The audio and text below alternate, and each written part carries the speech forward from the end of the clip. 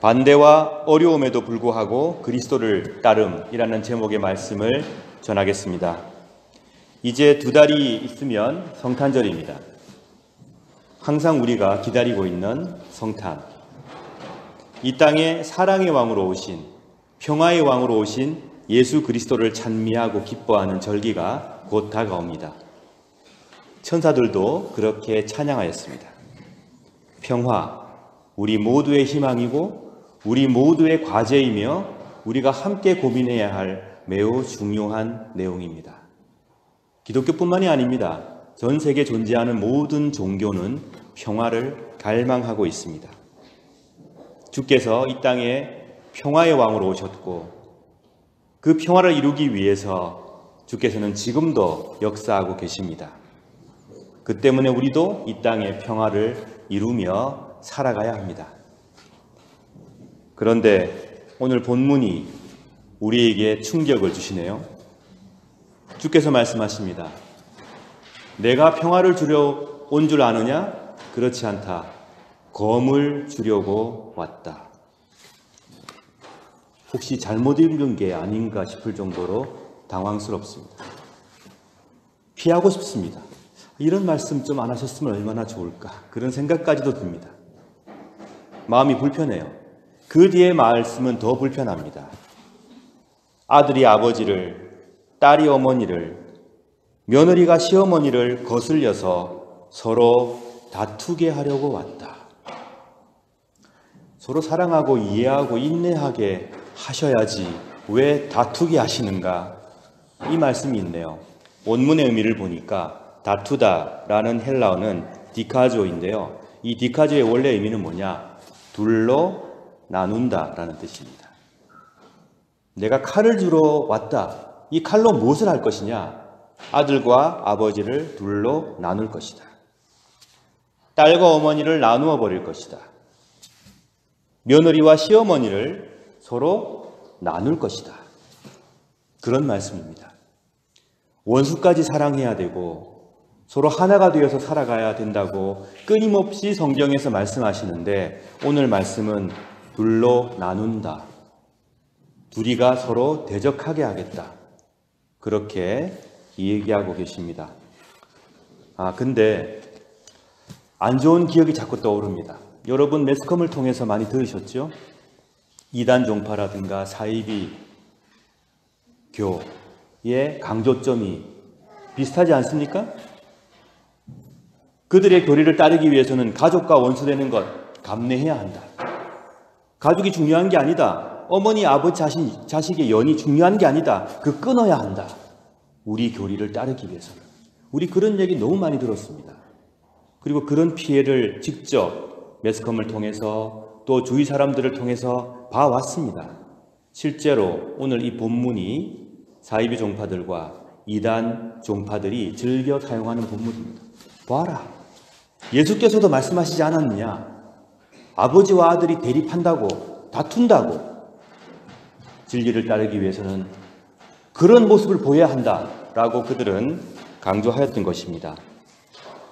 진짜 우리 주님께서 서로 간의 사랑이 중요하지 않다고 말씀하신 걸까요? 주님은 가족을 중요시 여기지 않는다고 그렇게 말씀하신 걸까요? 가족이란 가치는 별로 중요하지 않은 거야. 하나님을 따르는 게 더 중요하다. 우리가 과연 그렇게 본문을 봐야 하는 것인지. 결론적으로 말씀을 드리겠습니다. 그렇지 않습니다. 이 어려운 본문, 마음을 무겁게 하고 우리를 당황시키는 이 본문을 제대로 이해하기 위해서는 몇 가지를 심각하게 고려해야 됩니다. 첫 번째, 이 본문을 구약 성경과의 관계에서 잘 살펴보아야 합니다. 무슨 말씀이냐? 구약 성경 안에 예수님께서 말씀하셨던 이 양식, 이 포음대로 얘기하신 선지자가 이미 있습니다. 미가서 한번 볼까요? 미가서 7장 이하의 말씀을 보게 되면 미가서는 어떤 내용이냐면 지금 위기 속에 하나님을 떠나 있는 이스라엘이 참혹한 상황 속에 있는데 다시 하나님께로 돌아와야 한다고 미가가 강조하는 그런 성경 말씀이죠. 근데 그 미가서를 보게 되면 이런 말씀이 있습니다. 지금이 어떤 상황인가를 미가서 7장 3절 이하가 설명하고 있는데요. 사람마다 그 손으로 악한 짓을 하는데 익숙하다. 재판관들은 뇌물을 받고 재판하고 있다. 권력자들은 자기 소원을 밝히고 다닌다. 자기들이 뭘 바라는지 밝히고 다닌다. 모두가 못된 짓만 꾸미고 있다. 4절 말씀입니다. 그들 가운데 가장 낫다고 하는 사람도 가시나무 같구나. 가장 정직하다고 하는 사람도 가시나무 울타리 같구나. 너희의 파수꾼이 경고한 그날, 곧 심판의 날이 이제 왔다. 이제 너희는 심판을 받고 그로 말미암아 혼란에 빠질 것이다. 라고 미가는 그 당시 상황을 묘사하며 하나님의 경고를 말하고 있습니다. 이어서 오늘 우리가 함께 읽은 본문과 맞닿아 있는 내용이 나옵니다. 7장 5절입니다. 너희는 너희 이웃을 믿지 말고 친구를 의지하지 말며 너희 아내에게도 말을 조심하라. 7장 6절 아들이 그 아버지를 존경하지 않고 딸이 그 어머니에게 대들며 며느리가 시어머니와 다투니 너희의 원수는 다름 아닌 너희의 식구가 될 것이다. 그리고 7장 7절에서 이런 말씀을 하십니다. 그럼에도 불구하고 나는 여호와의 도우심을 바라며 하나님께서 나를 구해주시기를 기다리고 있다. 하나님께서 내 기도를 들어주실 것이다 라고 미가가 기록합니다. 자, 이런 양식을 한번 보십시오. 심판의 날에 하나님을 떠나 있는 백성들이 느끼는 그 혼란의 날에 어떤 현상이 생깁니까? 아버지와 아들이 대립하고 어머니와 딸이 대립하고 시어머니와 며느리가 서로 대립한다. 너희의 원수는 가족이 될 것이다. 그런 얘기를 하고 있다는 것이죠. 지금 예수님께서는요, 이런 구약의 전통에 밝으신 분이기 때문에 예수께서는 이런 상황을 염두에 두고 말씀하시는 겁니다. 지금이 마치 풍전등화 같은 나라의 상황, 파국 직전의 상황 같은 것인데 진리가 밟히고 정의가 무시되는 그런 상황. 이스라엘의 지금 상황이 풍전등화 같은 상황입니다. 진리가 밟히고 정의가 무시되는 그런 상황, 하나님의 통치를 받아들이지 않는 그런 상황입니다. 그런 세대가 되면 어떻게 되느냐? 서로가 서로를 대적하게 될 것이다. 우리가 가장 신뢰를 받아야 하고 따뜻하게 보호받아야 할 가정조차 우리의 안식처가 되지 못할 것이다. 사랑과 인내의 관계로서 맺어져야 할 아들과 아버지, 딸과 어머니, 시어머니와 며느리가 서로 대립하는 상황이 오게 될 것이다. 언제? 하나님의 정의와 하나님의 뜻이 거절되는 그런 시대가 도래한다면. 그때가 언제냐? 바로 지금이다. 라고 예수께서는 말씀하시는 겁니다.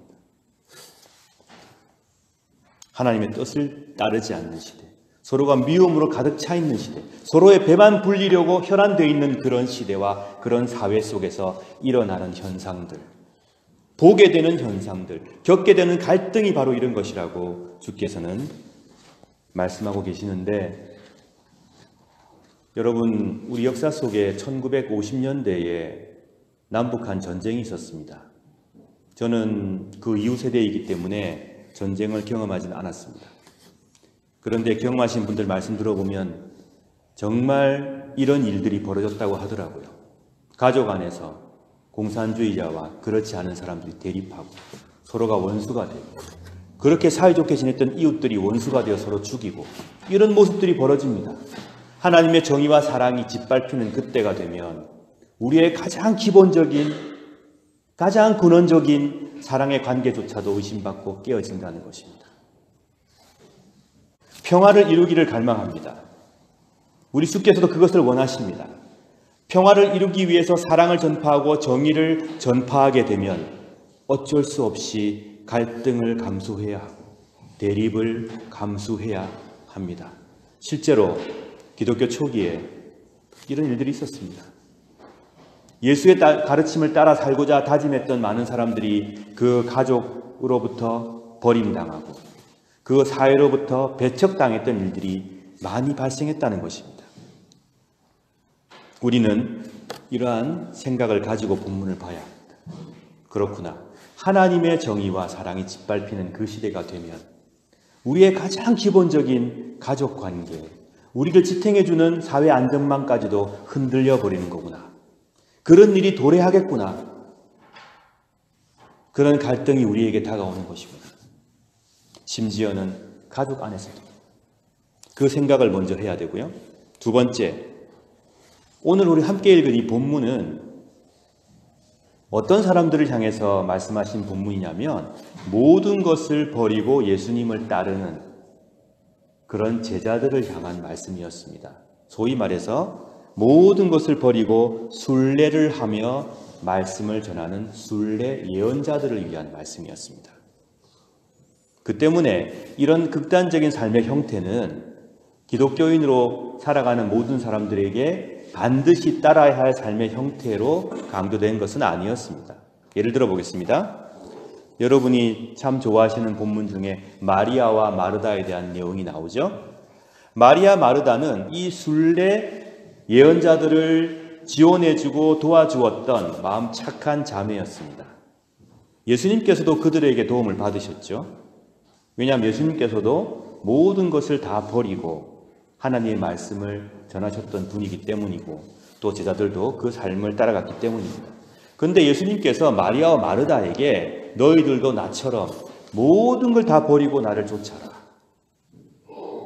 아버지와 어머니 다 떠나고 네가 지금 발디디고 있는 모든 것에서부터 너는 다 내려놓고 나를 따라라고 말씀하시지 않으셨어요.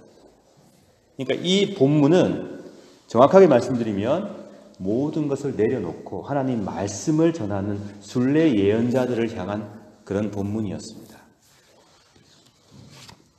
너희 가족도 나보다 더 사랑하는 것은 내 제자로서 적합하지 않은 태도이다 라는 말씀이죠. 자, 그렇다면 우리한테 적용되는 말씀은 아니구나 라고 마음을 쓸어내려도 되는가? 그건 아닙니다. 이 본문이 우리에게 들려주는 매우 중요한 제자도가 있습니다.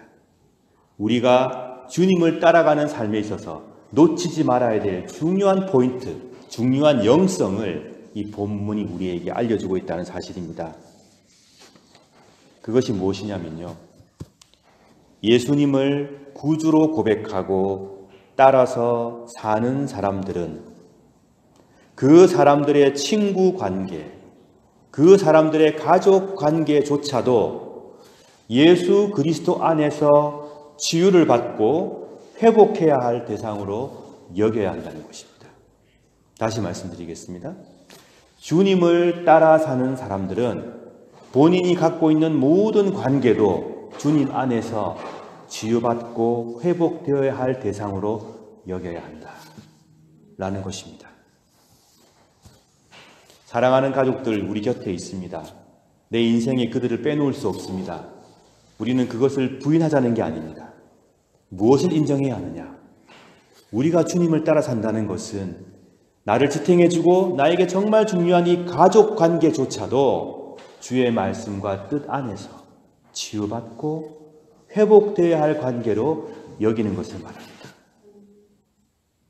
제가 아내를 사랑하고 아이를 사랑하죠. 그런 저의 사랑이 완벽하지 않습니다.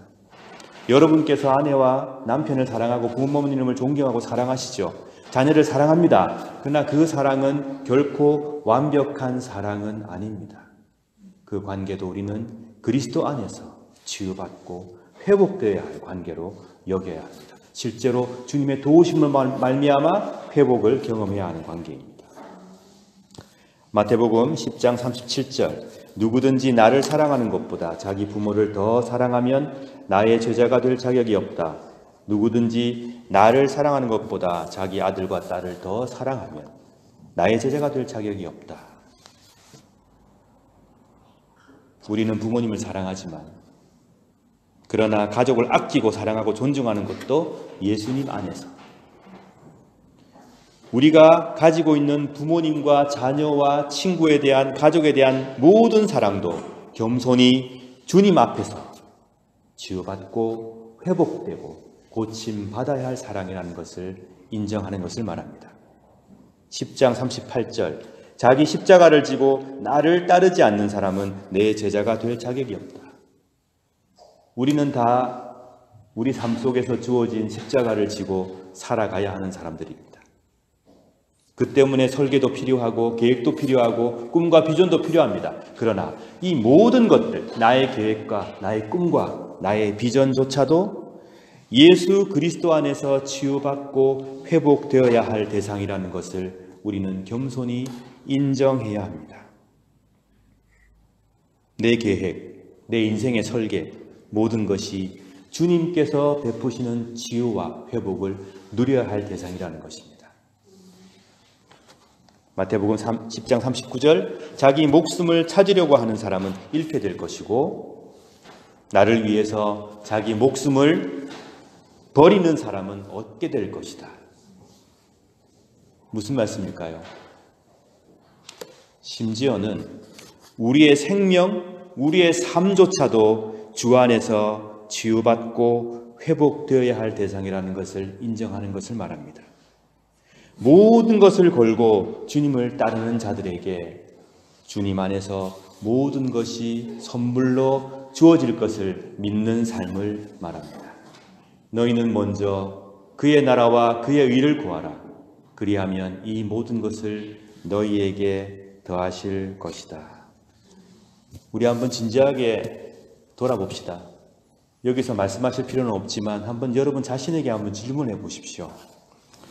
내가 가족을 사랑하는데, 사랑한다고 늘 생각하고 있고 그렇게 말하고 있는데 그런 나의 마음이 혹시 내 욕심의 뿌리를 둔 게 아닐까? 내 가족들 모두 아버지, 어머니, 자녀, 남편, 아내, 형제들 모두 하나님 앞에서 귀한 존재로 살아가야 할 하나님의 사람들인데 내가 내 자신의 사람들로 여기고 있는 것은 아닌가?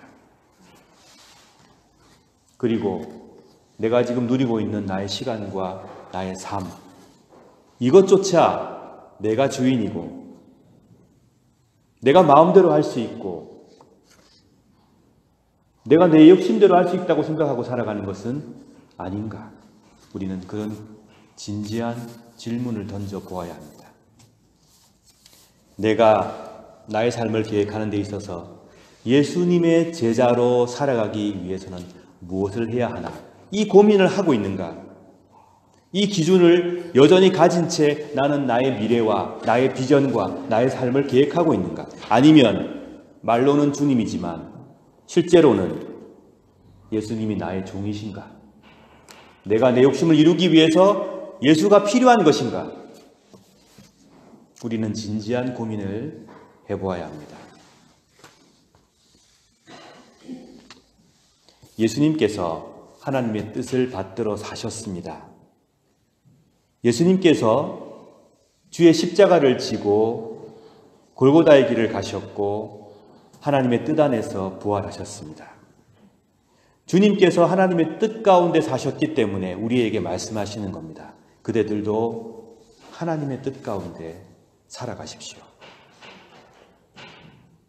어려운 말씀입니다. 무겁습니다, 마음이. 그런데 어떤 핑계하고 돌아갈 길을 생각하기 전에 진지하게 돌아봅시다. 우리는 참된 평화를 이루기 위해서 살아가야 합니다. 그러나 때로는 그 참된 평화를 위해서 갈등을 겪어야 하고 대립도 겪어야 한다는 것을 알고 있어야 합니다. 우리는 참되게 가족들을 사랑하고 아껴야 됩니다. 그러나 때로 그 참된 사랑을 이루기 위해서 가족과 갈등도 감수해야 하고 가족과 대립하는 일도 생길 수 있다는 것입니다. 그렇지만 주님께서 보여주신 그 길을 사모하고 바라고 있기에 주께서 또한 우리를 도우실 것이라는 그 사실을 마음 깊이 고백하며 우리에게 주어진 십자가의 길을 가야 합니다. 사랑하는 여러분, 모든 것을 걸고 주님의 제자가 되는 것이 우리에게 정말 선하고 좋은 것입니까? 네, 선하고 좋은 일입니다. 왜 그러냐면은 주님께 모든 것을 걸고 주님을 왕으로 모시는 그 장소와 그 시간 안에는 변화와 변혁이 이루어지기 때문입니다. 보는 눈이 달라지고 발걸음의 방향이 바뀌고 하늘의 평화가 이 땅에 실현되어 가고 어떠한 역경 속에서도 끊을 수 없는 은총에 대한 희망이 솟아나오기 때문에 주님께 모든 것을 걸고 살아가는 삶은 우리에게 복된 삶입니다. 제자의 삶은 감미롭지 않습니다. 결코.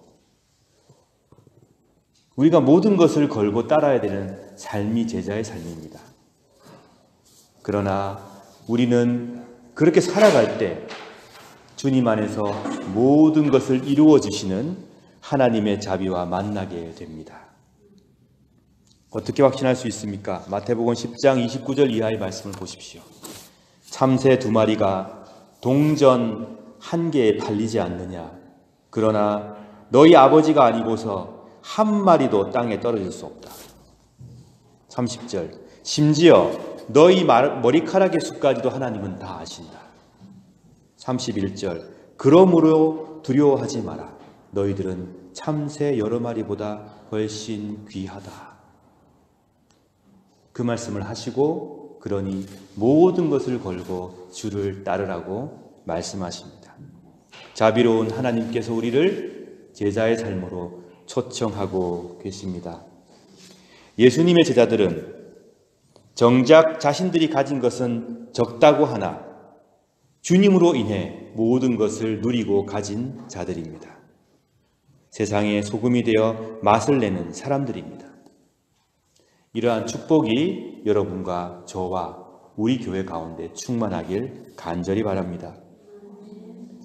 여러분, 의심하지 말고 하나님의 자비하심을 믿으며 하나님께 모든 것을 걸어 보십시오.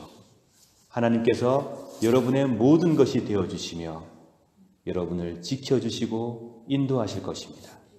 이 시간 믿음 가운데 말씀을 생각하시며 기도 드리겠습니다. 기도하실 때에 우리 교회 아름다운 비인정동교회 공동체를 위해서 봉사하시는 참 아름다운 봉사의 손길들이 있습니다. 여러분 기도해 주시고 축복으로 하나님께서 함께해 주시길 늘 간구해 주시기 바랍니다. 어려운 상황과 아픔 가운데 있는 교우들이 하나님의 위로를 받아 누리기를, 우리나라의 평화와 오스트리아와 세계의 평화를 위하여, 어려움 가운데 있는 나라들과 이웃들을 위하여 이 시간 묵상의 기도를 드리겠습니다.